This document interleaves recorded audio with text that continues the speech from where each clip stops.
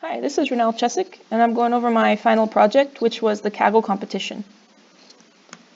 The objective for this competition was to predict temperature given the weather data of the previous 24 hours.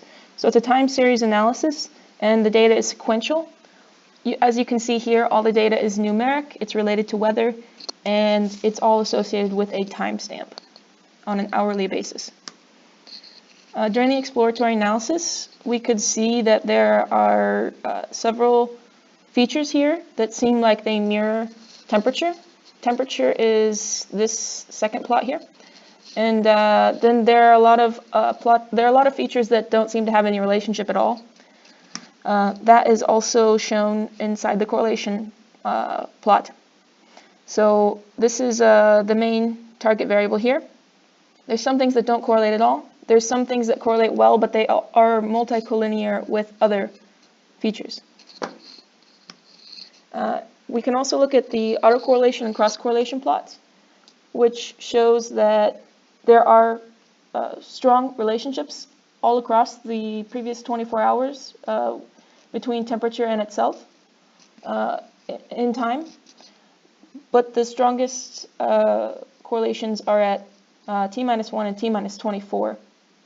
And then in the cross-correlation plots, you can see different effects through time, but we're going to let the neural network tease these relationships out instead of doing too much of our own data manipulation.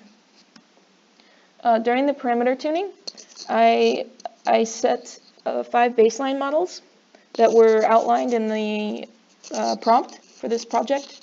And then I copied that Kaggle kernel several times and tweaked different parameters. So basically I was able to compare these 5 baseline models across a whole bunch of parameter sets. On the right here you can see the things that I varied across the baseline models. For features, I created a set that included all features, and then another one that was just that removed all multicollinearity and non-correlated features. And then I created another that included some interaction features, because I thought some of these predictors probably affect each other, and that can maybe be predictive. I tried a couple of different scalars on the features. I tried min-max scaling and standard scaling, which just puts the data in a different range and helps the model learn a little faster in different scenarios.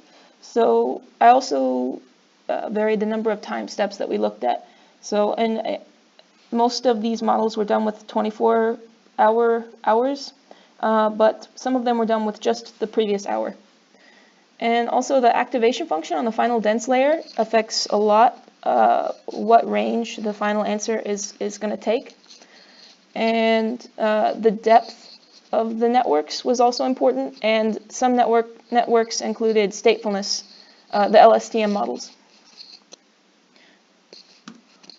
So these are the top 4 models that we came up with, and you can see the very best one got a mean absolute error of 0.5, and that's in degrees Celsius.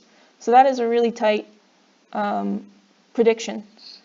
However, and this model that did the best, it's a deep LSTM, and it includes all the features and all 24 time steps, and it has about 4 million parameters, so it's huge. And I wanted to note that you don't necessarily need an overly complicated model to predict reasonably well. For instance, this first model here is a shallow LSTM with about 100,000 parameters, and it predicts with about 0.885 mean absolute error. So that's not an unreasonable result. So I just wanted to mention that I think this data doesn't take a lot of effort to get a decent result. And then I think it's you kind of go into that 80-20 rule, where if you want to get beyond this 0.5 mean absolute error, then you need to spend an enormous amount of time, and the improvements that you get will be a bit trivial because they won't necessarily be that much more useful compared to the amount of time you spent to get there. Let's see. So this is the very top model, and this is the mean absolute error on the min-max scale during training. So you can see there's minimal overfitting because it performs equally well on the train and validation set. And this is the predicted versus actual on degrees Celsius scale. So you can see the predictions are really tight, and I would say that's a very reasonable result. This is just the first 1,000 time steps in the test set, so you can see more detail. This is all time steps in the test set, so you can see the overall general pattern, which is the predictions match the actual values really well. Thank you.